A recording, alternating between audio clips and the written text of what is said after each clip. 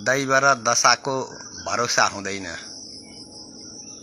दैवले कहिले कसको भाग्य परिवर्तन गरिदिन्छ कसैलाई पनि थाहा हुँदैन र दशा कतिखेर कसलाई कहाँ गएर लाग्छ त्यो पनि कसैलाई थाहा हुँदैन।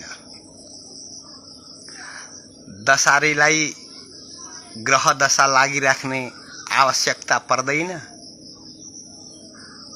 उलाई दशाले कुतकुत्याएर आफै आफ्नो दशाले निम्त्याउँछ भने नशेडीलाई दशा लागिराख्नु पर्दैन। नशा नै सबैभन्दा ठुलो दशा हो।